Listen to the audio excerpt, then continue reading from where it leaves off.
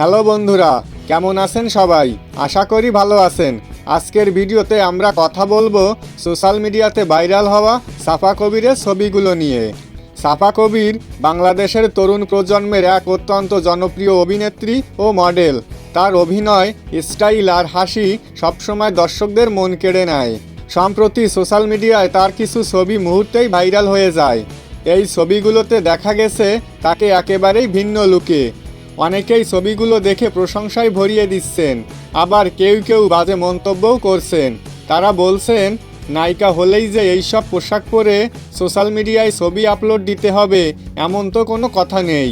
এখন নায়িকারা ভাইরাল হওয়ার নেশায় যে কোনো কিছু পরেই সোশ্যাল মিডিয়ায় ছবি আপলোড দিচ্ছে। ভক্তরা আরও বলছেন, তিনি সবসময় আলোচনায় থাকতে চান, তাই হয়তো তিনি এমন করেছেন। কিন্তু এগুলো যুব সমাজের জন্য খুবই ক্ষতিকর। তাদের দেখে বর্তমান ছেলেমেয়েরা কি শিখবে?